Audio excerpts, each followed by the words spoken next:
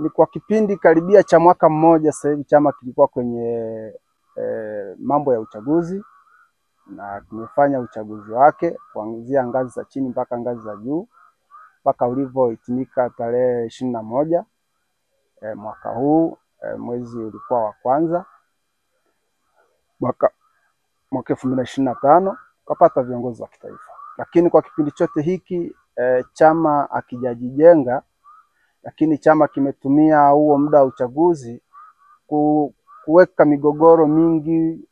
Kuna visa vingi baina ya viongozi na wanachama, wanachama na viongozi, viongozi kwa viongozi, viongozi wa juu kwa viongozi wa chini. Kumekuwa na visa na visanga vya namna hiyo kwa kipindi cha mwaka mmoja. Kwa hiyo chama kijaweza kuseta, ambayo matokeo hayo baada ya uchaguzi ulioisha umekuja kuleta ndani ya chama kitu kama mpasuko, umeleta ndani ya chama ubaguzi, umeleta ndani ya chama chuki na mambo yanayofanana hivyo, ambayo Watanzania wote na nyinyi waandishi wa habari mnayaelewa. Kwa hiyo tukasema sawa, tukavumilia kwa kipindi chote hicho tangia uchaguzi umefanyika, labda mambo yataisha, kwa sababu tunaamini kwamba Chadema ambayo tunaijua sisi ni Chadema anayomaliza mambo yake ndani kwa ndani. Ni Chadema ambayo ndugu wakigombana wanamalizana ndani kwa ndani. Lakini Chadema hii ya sasa imekuwa ni viongozi wa Chadema wamekuwa ni watu ambao hawataki kumaliza migogoro ndani ya chama, badala yake wanaikuza. Imekuwa na ubaguzi mwingi sana. Kama mtu alikuunga mkono, huyo inaonekana kama ni msaliti kama kuunga mkono. Kwa hiyo imekuwa na mambo mengi ya hivyo ambayo inafanya sisi wanachama na baadhi ya viongozi tuwe katika njia panda. Hatujaona lile kusudi la Chadema la umoja na nguvu na mshikamano baina ya wananchi na raia, ambalo lilifanya Chadema ikue mpaka kufika hapo kama linaweza kuendelea. Lakini pamoja na mambo hayo, ndani ya Chadema kumekuwa na matukio ambayo hayaridhishi, ambayo yanakifanya chama kinaelekea kukosa sifa au kukosa uhalali kwenye jamii. Tumeshuhudia mara kadhaa viongozi wa Chadema kwenye vikao vyao vya ndani wakipigana. Mfano ilikuwa na dada yetu wa Njombe ambaye ni mwenezi wa Bawacha. Naona mara nyingi wakiwa anapigwa, anaumizwa ndani ya kikao cha kumaliza migogoro ndani ya chama. Tumeshuhudia chama kikiwa kina plant au kinapandikiza migogoro na chuki ambayo haina maana tena kufikia kwa viongozi wakuu. Nimesikiliza makamu mwenyekiti wa chama bara John Heche mara kadhaa akisema kwamba nchi haiwezi kutawaliwa na mwanamke, akisema Wazanzibari hawezi kutawala nchi huu muda na mambo yanayofanana hivyo. Lakini hawa ni viongozi wa juu wa Chadema ambayo watu walitegemea kwenye sera kwamba kiongozi wa Chadema anavyosimama anaongea sera, analeta sera mbadala za watu wanatoka wapi, watu wanaenda wapi. Kwa hayo mambo hatuyaoni tena ndani ya Chadema. Hatuoni Chadema ikifanya jitihada za kuwarudia watu chini, kuungana nao kama ilivyokuwa inafanya zamani. Sasa hivi Chadema wamejawa na kiburi. Mfano hapa Iringa Machinga anaweza akawa na shida au wafanyabiashara, unamwambia kiongozi, vipi mbona hao watu wana shida lakini hamna mambo amwendi kuwaona? Mtu anakuambia wao ndio wao acha wapigwe na shida, watakuja shida zikiwashinda vizuri watakuja ofisini. Kwa Chadema kimekuwa ni chama cha kiburi. Bahati mbaya sana na viongozi wao wamejawa na kiburi cha mikutano ya hadhara. Wakiona wanaenda sehemu wanaitisha mkutano, watu wanakuja, wanafikiri wale watu ni wa kwao na wanachukulia ile kama ni sura nzima ya nchi nzima. Lakini ni muda wa kuwakumbusha kwamba Kakobe akija sehemu yoyote au akienda sehemu yoyote anajaza watu wa Tanzania hawa.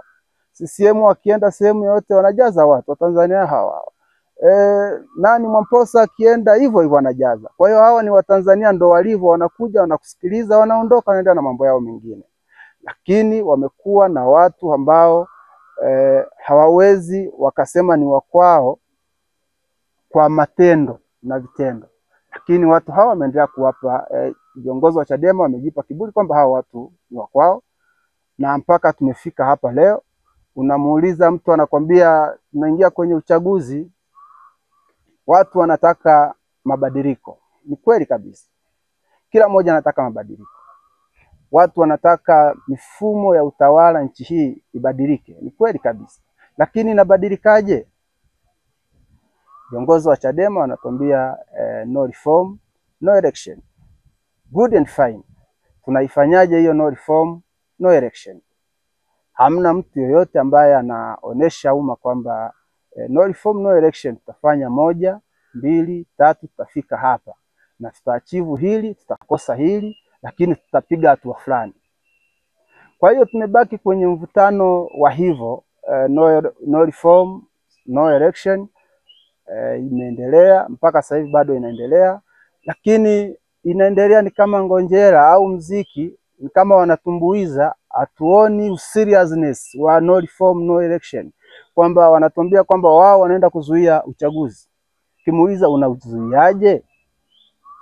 Anawaambia tunakinukisha. Unakinukisha vipi? Hatuelewi.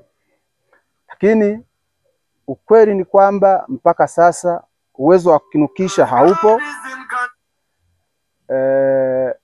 Hatuoni namna wala mpango wowote wa namna ambavyo Chadema inaweza ikarai na jamii, kwa sababu jamii imeshaichukulia Chadema kama mambo tu ya kawaida, sio ile Chadema ambayo jamii ilikuwa inategemea kwamba tukiwa na shida Chadema watatusemea, Chadema wanaongea mambo yetu, Chadema wana sera. Sasa unaenda Maswa, unamwambia mkulima wa pamba Maswa no reform, no election. Mtu ana shida ya maji, ana shida ya bei ya pamba, ana shida ya barabara, ana shida ya mifugo na mambo mengine. Unamwambia no reform, no election. Huyo mtu anakuelewaje? Huyo mtu atakufuataje? Huyo mtu atakuwaje mfuasi wako kuweza kuzuia huo uchaguzi walao au tupate reforms? Kwa hiyo imekuwa ni mambo ya ajabu ajabu, ni mambo ambayo mwanzo unaonekana lakini hayana katikati wala mwisho. Kwa hiyo kwa mazingira kama haya yamesababisha sisi ambao tulihoji kwamba mnaonaje hapa tunatokaje, tumeanza kuonekana sisi ni wasaliti. Na hii imekuwa sasa hivi ni fashion ndani ya Chadema. Chadema ambayo sisi tulizoea, ambayo tulipenda, tulijitolea kufanya nayo kazi, tulijitolea kufanya kazi za chama bure, tulijitolea muda wetu na pesa zetu. Leo mtu kihoji, mtu anakwambia wewe ni msaliti. Ukihoji anakwambia wewe umelipwa. Ukihoji anakwambia wewe umetumwa, na mambo yanayofanana hivyo. Sasa hivi hatuoni tena vijana wa Chadema wakiwa wana comment au wanaleta hoja au wanajibu hoja. Mtu ukiweka hoja, mtu anakujibu kwa matusi. Ukiweka hoja, mtu anakujibu kwa kebehi. Kwa hiyo tumekaa kwenye chama, mtu anakuita wewe CCM, lakini bado anakuhitaji. Tukasema sawa, hamna shida. Kwa ndugu waandishi wa habari, leo nimewaita niwaambie kwamba kwa mambo ambayo nitayazungumza na nimeshazungumza, ninatangaza rasmi kwamba kwa sasa, kwa muda huu, ninatumia haki yangu ya kikatiba kujitoa Chadema. Nikachukue pia huu muda nitafakari, nitafute chama ambacho kina sera ambazo zinaweza kuendana na wakati huu, kina mipango ambayo inaweza kuendana na wakati huu na inaweza kuendana na raia wa Tanzania wanataka nini, ili tuweze kupata baadaye jibu la ni wapi tutafanya nini ili tuweze kuendeleza mapambano. Kwa hiyo nimeona niwaite hapa, nishirikiane na nyinyi kwa ushirikiano tuweze kushare hili jambo na muweze kulifikisha kwa Watanzania. Watu wanaondoka, sitokuwa wa kwanza au wa mwisho, au watu hawatakuwa wa kwanza au wa mwisho. Watu wanaendelea, influx inaendelea tu kuongezeka wanaoondoka. Kwa bahati mbaya sana, viongozi ambao tuliwaamini ndani ya chama kwamba wanaweza wakalinda Chadema, wanaweza wakalinda taswira ya Chadema, wanaweza wakaichukulia Chadema kama moyo wao, wanaweza wakaichukulia Chadema kama familia zao, wanaweza wakaichukulia Chadema kama watoto zao. Wameingiza Chadema kwenye korongo. Tumeingia kwenye uchaguzi ambao haukuwa wa kuijenga Chadema. Tumeingia kwenye uchaguzi ambao ulikuwa ni wa kuibomoa Chadema. Viongozi wanatuhumiana kwa tuhuma kubwa sana ambazo hatujawahi kusikia. Viongozi wanatukanana masaa yote, yaani masaa 23 ni ya matusi, lisali moja ni sera.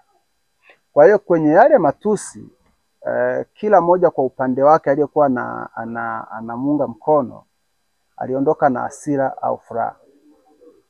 Hivyo hivyo hayo matusi baada ya uchaguzi ambao ulikuwa ni wa huru na haki, watu wamebaki na kinyongo ambacho ndo kinaendelea kuleta mpasuko.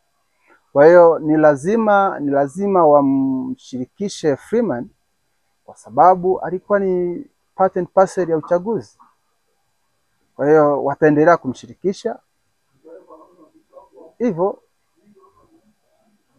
Vitu umezungumzia chama kimeshindwa, viongozi waliopo wameshindwa kutatua migogoro iliyo ndani ya chama.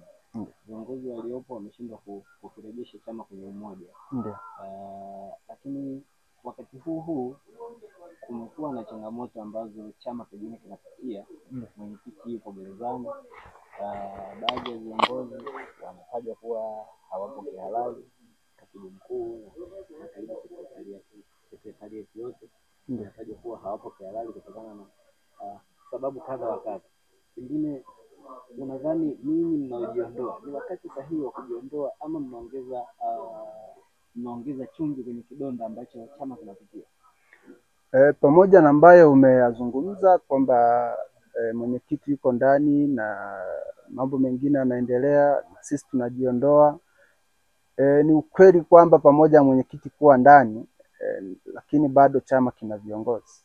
Kina makamu mwenyekiti, kina viongozi wa kanda, kina makatibu, kina viongozi kwenye kila ngazi. Hao viongozi ndio wenye wajibu wa control chama chini ya makamu mwenyekiti wa bara na Zanzibar. Kwa kama ambavyo kwa sababu hii ni taasisi, kama mnataka kutuambia kwamba hii Chadema ilikuwa inaendeshwa na Lissu peke yake, baada ya kuwekwa kila jambo linaweza kwenda ambavyo haitakiwi, basi hiyo itabidi wajibu wao. Lakini mimi ninachofahamu kwamba Chadema ni taasisi, tena taasisi kubwa. Paswa hata leo Lissu akiwa ndani iendelee kuperform, kurudisha wanachama wake sehemu moja, iendelee kuhakikisha kwamba Chadema inaongeza nguvu, endelee kuhakikisha kwamba Chadema inafanya kazi zake za fortification chini. Lakini yuko ndani, viongozi wengine wako nje, wanaendelea na mambo mengine ambayo kwa asilimia kubwa ya kipi chama uhai. Hiyo ndio kaondoka ndani ya chama kama wenzake kwamba mnanunuliwa na chama tawala. Nisiwasemee watu wengine, nijisemee mimi kwa sababu hapa niko mimi peke yangu. Mimi sijapokea hata shilingi ya mtu kuondoka ndani ya chama. Nimefanya hivi kwa sababu ya maumivu nilionayo. Nimejitolea sana ndani ya Chadema, nimekuwa mwanachama mtiifu ndani ya Chadema. Lakini ukiona mtu anakwambia unatumika, kesho anakwambia ufai hivi na hivi, it's better mambo yatakayotokea mbele. Unafika muda mwingine unasema kwamba wacha mimi nikae pembeni, hawa watukufu waliopo waweze kufikisha chama sehemu ambako tulikuwa tunategemea. Lakini mimi personally hamna mtu aliyenilipa, na kujibu kwa overall ni serikali gani au ni hela gani ambayo inaweza ikawalipa maelfu kwa maelfu ya watu wanaotoka. Wangekuwa wanatoka wanaenda Chama cha Mapinduzi, yaani CCM ikulipe afu ende chama kingine, ni propaganda, kwa sababu hizi ni siasa. Na sisi au mimi nimesema kwamba mimi sijastaafu siasa, ninaenda kujitafakari, ninaenda kusoma katiba za vyama na kanuni, kujua falsafa za vyama mbalimbali, kujua miongozo ya vyama mbalimbali, nitachagua chama kimoja nitajiunga, lakini sio CCM. CCM kwenye hivyo vyama haipo. Sasa huo mradi ni wa nani? Kwa hiyo hizo ni siasa ambazo wanazitumia ambao wanabaki Chadema au viongozi wa Chadema kujisafisha ili kuficha uovu wao wanaoambiwa kwamba chama mlikikuta kikiwa na umoja, kikiwa na watu.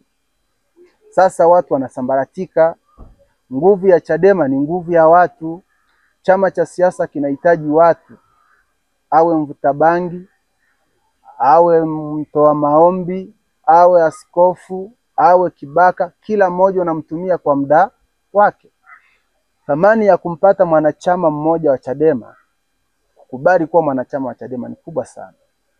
Sisi ambao tulibahatika kwenda Chadema ni msingi 2018 kufanya Chadema digital, unaelewa namna ya kumshawishi mtu mmoja, ukampiga picha, ukaandika majina yake na akakubali kuwa mwanachama wa Chadema. Tunasikitika leo kiongozi mkubwa wa ngazi ya makamu mwenyekiti au mjumbe kamati kuu anaweza akakaa jukwaani akasema wanaotaka kuondoka na waondoke. Kauli ambazo hatujawahi kusikia kwa viongozi waliopita mpaka chama hiki kinakuwa kinafika hapa. Wakati huo wakiwa wanasema wanaoondoka na waondoke, hatuoni wakifanya jitihada zozote za kusema kwamba wameondoka 10, sasa tunataka turejeshe 100. Unaona? Kwa kuna changamoto za hivyo, kuna maneno ya hivyo, lakini nikushia kwamba hiyo ni siasa, ni propaganda, na muda mwafaka ukifika tutazijibu kwenye majukwaa husika.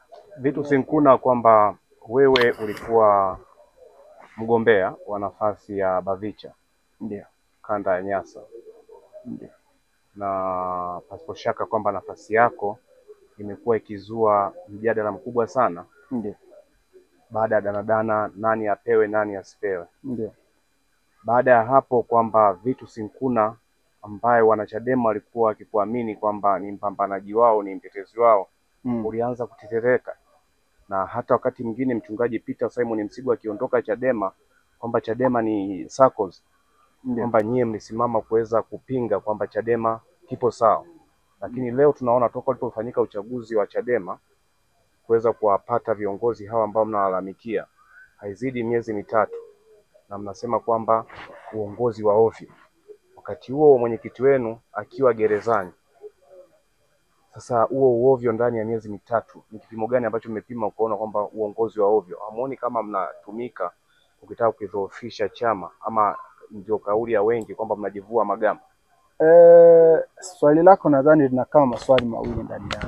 Moja, umeanza na uongozi wangu wa Chadema ndani ya kanda, ambao ilikuwa ni kikatiba kabisa, kwa sababu lazima ukipenda demokrasia lazima upende na mambo yake ya katiba ambazo umejiwekea na kanuni. Kwa hiyo kitokea kuna mesa zote kwenye uchaguzi, lazima mrudi kwenye katiba, lazima mrudi kwenye kanuni. Kwa hiyo mimi nilipoondoka kanda ilikuwa ni kikatiba na kikanuni, na wala sikuwahi kupiga kelele wala sikuwahi kuongea jambo lolote. Niliendelea kuwa mwanachama wa Chadema mpaka siku ya leo. Lakini kusema kwamba umesema viongozi ni kwamba viongozi wenu kwamba wameshindwa kufanya kazi kwa kipindi cha miezi mitatu, vipimo gani ambavyo mmewapima? Vipimo ni vipo vingi sana. Unapokuwa kiongozi wa chama kama Chadema, tunahitaji matokeo ya haraka sana. Tunahitaji hatua zichukuliwe haraka sana, kwa sababu mkombozi wa Chadema ni kiongozi na mipango yake. Unapokuwa kiongozi wa Chadema, unakuwa umekaa kwenye mabega ya watu, unaangalia mbele kabla mambo mabaya hayajafika. Mpaka leo tunazungumzia hii hamahama ya watu, ni kwamba viongozi waliona hili jambo lakini hawakupenda kulitibu. Jambo ambalo hata Freeman Mbowe anaondoka siku ukumbini, anawapa kijiti, aliwaambia ninawapa agizo. Aliwauliza niwaombe au niwaagize. Mkutano mkuu kamwambia tuagize. Undeni kamati ya upatanishi wa ukweli. Mpaka leo hiyo kamati hatujaona inakofanya kazi. Hata kama imeundwa au haijaundwa hatuelewi. Kwa hiyo viongozi wana mambo mengi. Ukiangalia katibu mkuu alisoma maazimio ya mkutano mkuu Mlimani, akawaagiza kwamba tunavyotoka hapa, pamoja kwamba tunasema no reform no election, twende tukaandae wagombea za madiwani na wabunge, twende tukajaze nafasi za viongozi ambao aidha wamefariki au wamejiuzuru kwenye hichi kipindi, ili wakati unavyokaribia tuwe chama kiko imara. Mpaka leo hamna kilichofanyika. Unawaambia viongozi, hebu tutafute hela twende tukafanye kazi za chama, wanakuja na kitu inaitwa tone tone. Fikiria mjumbe wa kamati kuu mmoja wa Chadema anakaa na wengine wanaandaa movie inayoendana na kuoa na kuoana au kuchumbiana, wanaisambaza kwenye mitandao ili mtu akatavi mvuvi wa samaki, ili mkulima wa Mwanza wa pamba, ili mkulima wa korosho wa Mtwara akiangalia ile movie awachangie Chadema shilingi 1000 au 500 yake alionayo mfukoni. Yaani mkulima wa kahawa wa Bukoba aone mimi vitu nina t-shirt, nikifungua t-shirt iliyoandikwa tone tone kifuani, iliyochukuliwa kwa ustadi mzuri.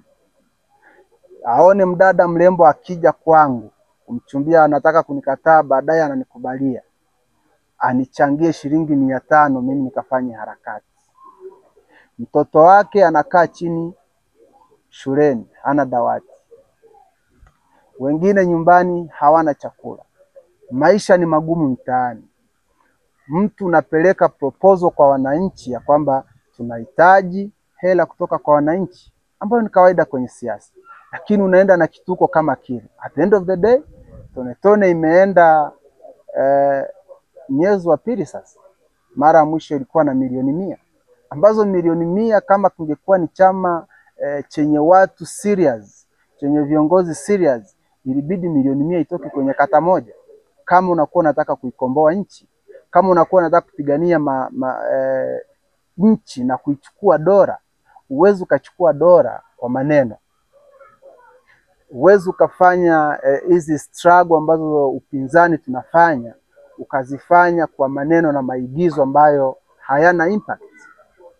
Lazima walau unavyosema kwamba naenda kushika dola, uoneshe userious, uoneshe kwamba na watu wanaoniambia kwamba naenda kuwaongoza wako na mimi.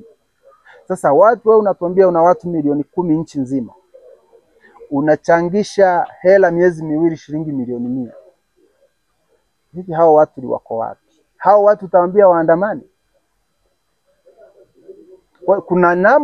Kuna namna watu wanatumia siasa kudanganya kwa maslahi yao, maisha yaende, vizazi vipite na mambo mengine yaendelee, lakini sio namna ile ambayo tunaamini kwamba ni ukombozi ambao ni ukombozi sahihi wa watu. Na kwa nini mnatoka kwa sasa wakati mwenyekiti wenu yupo gerezani? Mwenyekiti kuwa gerezani haizui mambo mengine. Kwani mwenyekiti kuwa gerezani imezuia jambo gani ambalo aliendelee? Kama ni kudharauliana, watu wameendelea kudharau, wameendelea kutukana, mwenyekiti yuko ndani. Kama ni hizi kauli za kijinga zinazotolewa na viongozi zimeendelea kutolewa kwenye majukwaa, mwenyekiti akiwa ndani. Yaani mwenyekiti akiwa ndani baada ya watu watafute unit, lakini mtu anasimama jukwaani anasema waondoke, sisi sio wanyonge. Aliyeshinda ajiamini kwamba alishinda, na anapaswa, ana jukumu la kuunganisha chama, kukiweka pamoja na kusonga mbele. Aliyeshinda bado iko kwenye ligi za kutafuta ushindi ambao tujui ni ushindi wa nini. Na kwa kiasi gani unaamini no reform no election? Kwa mimi ninachokiamini ni kwamba kwenye taifa hili tunahitaji reforms. Tunahitaji reforms. Kura za Watanzania, mtu akipiga kura aweze kuipata haki yake. Vitu si ukishindwa ujue umeshindwa kwa haki. Godwin ukishinda ujue umeshinda kwa haki. Na reform nyingine za haki, reform nyingine za ufisadi na mambo mengine. Lakini leo unaniambia no reforms no election. Reforms lazima ianzie bungeni. Wabunge ndio wanaotunga sheria za kufanya reforms hizo za kikatiba na kanuni na mambo mengine yanayoendana na uchaguzi na utawala mwingine. Wewe unasema uchaguzi haushiriki na utozuia. Well and fine, ungekuwa na nguvu ya umma. Lakini bahati mbaya nguvu ya umma kuna hao watu wa kuweza kushinikiza kwamba reform lazima ifanyike kesho. Kwa nini uspeak wa low hanging fruit? Tafuta wabunge ambao wanaweza wakakufikisha eneo mkadai reform na wakasimamia. Kwa hiyo unadai reforms alafu unataka mbunge wa CCM ambaye alipata kura 2000 na mbunge wa upinzani akapata kura 10,000 akatangazwa CCM aende kufanyia reform, wewe uje umtoe? Inawezekanaje? Ni hiyo reform unaifanyaje? Ninatafuta hasira au bangi watakazowavutisha wananchi kuzuia uchaguzi. Kwa sababu kipindi cha uchaguzi ndio kipindi ambayo hype ya uchaguzi inakuwa juu sana. Ndio mwananchi anakuwa na hasira na mambo yake, anasema mimi nalipiza miaka 5 yangu niliyopata shida. Haushiriki uchaguzi. Unaendaje kumnyanyua mwanachama wako umwambie sasa njoo shika sijui kalamu, shika sijui nini, kitambaa, twende kuzuia uchaguzi usifanyike? Hiyo ni formula gani? Mmeshai kuiona wapi? Tutambieni mfano ambako tumeona watu nguvu ya umma ikitumika kufanya mabadiliko ndani ya serikali au ndani ya nchi siku ya uchaguzi. Mliwahi kuona wapi? Ni uongo. Ni uongo ambao leo ukisema watakataa, lakini muda ukifika watakubali na tutakubaliana kwamba huu ni uongo. Mara zote na mahali unachanganya. Unasema mbunge wa CCM aliyepata kura 2000 na mbunge wa upinzani aliyepata kura 10,000 atatangazwa wa kura 2000. Unasema ifike mahali kura za wananchi ziheshimike. Ndio. Hauoni kwamba unarudi kule kule kwamba kunatakiwa reforms ili utaratibu wenyewe ulinde kura, ulinde hiyo haki ya mtu aliyepiga kura? Hebu tufafanulie hapa. Nadhani wewe ndio unajichanganya. Hawa wabunge wanaosema wataenda tuchague nini, wananchi wachague wabunge ili wakafanya hiyo reform, watachagulika vipi wakati anapata kura 10,000 anatangazwa mwenye 2000? Hebu tufafanulie hapa. Nadhani wewe ndio unajichanganya kwanza. Kitu cha kwanza nimesema no reform no election. Nakubaliana na reforms kwamba zinahitajika. Lakini nimesema na nitarudia tena kusema, ni kweli CCM wanatumia vibaya madaraka kubaki madarakani. Lakini pia ni kweli kwamba kwa sasa hivi hauwezi ukafanya jitihada yoyote ya kuweza kuzuia uchaguzi. Kwa the best way, na nimesema kwamba you can pick your low hanging fruit, yani tunda lililoko karibu unaweza ukalichukua na mkono ukaweza kupata namna nyingine ya kuingia ngazi nyingine. Kwa ndio maana nikawa nasema kwamba the best option kwa sasa hivi iliyokuwepo ambayo tulikuwa tunashauri ni kwamba chama kishasema no reform no election. Kilikuwa kina namna mbili. Moja, tushiriki kwenye uchaguzi.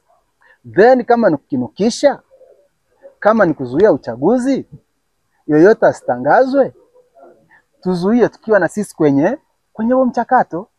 Lakini unawezaje kuzuia uchaguzi mgombea wako hayupo, haugombei? Eventually hata kwenye ratiba za kampeni hautakuwepo. Sasa unazuiaje uchaguzi? Kwamba utatoa wanachama wako nyumbani mtaa wa Isakarilo A uwapeleke mbele huko kwenye kituo fulani kwamba bwana sisi tumekuja kuzuia uchaguzi? Unaona inawezekana? Kwa mimi sikuchanganyi. Ukweli ni kwamba timing imekuwa ni wrong. Wangetuambia hii mambo kwamba sisi hatutofanya uchaguzi tangia huko nyuma, tukajiandaa, wakaandaa nguvu ya umma ya kuzuia uchaguzi. Uchaguzi ni process. Uchaguzi kuna kuandikisha wapiga kura, mpaka sasa hivi wapiga kura washaandikishwa. Kuna gawa majimbo yaishagawiwa. Kuna gawa kata zishagawiwa. Process ya mwisho mbili zilizobaki kupiga kura na kutangazwa ndio utakayezuia. Haya yote yameshaendelea. Utaizuia vipi? Watuambie. Na ni kwa nini wanaoondoka ambao amwafiki utendaji wa viongozi walio madarakani chini ya Bwana Tundu Lissu ni wale ambao mlikuwa kambi Mbowe tu? Nataka kuniambia kwamba nyie mmetangulia Mbowe anakuja? Mimi sio msemaji wa Mbowe, na wote wanaohama sio kwamba ni timu ya Mbowe. Wanachama ni wengi wanaohama, maelfu kwa maelfu kila siku. Labda kwa sababu sisi tulikuwa kwenye spotlight za kamera, ndio maana mnaweza kusema huyu na huyu alikuwa upande wa Mbowe. Lakini watu wengi wanahama, hata waliokuwa upande wa Lissu. Kuna aliyekuwa mwenyekiti mstaafu kule Msoma, tena yeye kahamia CCM kabisa, si ndio? Alikuwa timu Lissu, lakini akamwambia hapana, sasa sisi tunawezaje kuingia kuzuia uchaguzi mara huko. Kwa sio kwamba wanaohama tu ni timu ya Mbowe. Wanaohama ni wanachadema tu wanaojisikia kwamba ambao waridhishwi na mwenendo wa uongozi wa sasa kwa mambo mbalimbali yanavyoendeshwa ndani ya chama. Aliyekuwa mjumbe wa kamati kuu ya Chadema Taifa, aliyekuwa mwenyekiti wa chama cha Chadema kanda ya Nyasa, Mchungaji Peter Simon Msigwa, alishawahi kusema kwamba ndani ya chama cha demokrasia maendeleo Chadema chini ya Bwana Mbowe kuna biashara ambayo inafanyika kimegeuzwa kuwa SACCOS. Lakini pia alishawahi kusema kwamba ndani ya Chama cha Mapinduzi ni ufisadi umejaa. Labda kwa upande wako unamuunga vipi Mchungaji Peter Msigwa kwa kauli hiyo? Na leo wewe unatoka, nafikiri kwamba ndani ya Chama cha Mapinduzi ambako Msigwa alienda na upo tayari kwenda, ama ni salama kiasi gani? Moja, nianze na swali lako la mwisho. Mimi siko tayari kurudi CCM kwa sababu mpaka tumefika hapa ni kwa sababu ya CCM. Ugumu wa maisha ambao wananchi wanao ni CCM. Hii mivutano ya kisiasa ni CCM. CCM ndio imetufikisha hapa. Kwa mimi sina hata sekunde moja kufikiria CCM. Cha pili, kuhusu Msigwa kuongea kuhusu SACCOS. Mimi nimekuwa Chadema tangia mwaka 2013 mpaka siku ya leo. Inawezekana labda sijui maana ya SACCOS. Lakini kama SACCOS ni hizi za mikopo na nini, Chadema sio SACCOS. Ni chama cha siasa, naweza muda mwingine kawa na mapungufu yake, lakini sio SACCOS. SACCOS haiwezi kukupa ubunge, hamna mbunge aliyewahi kuchaguliwa kwa SACCOS.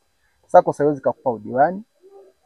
Labda yeye kama alikuwa na play SACCOS ndani ya taasisi, mwende muulize vizuri yeye, lakini mimi sijui Chadema inavyohusiana na SACCOS.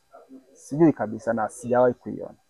Na sasa kwa haya ambayo yanaendelea, mkuna kwamba siku za hivi karibuni wakati G55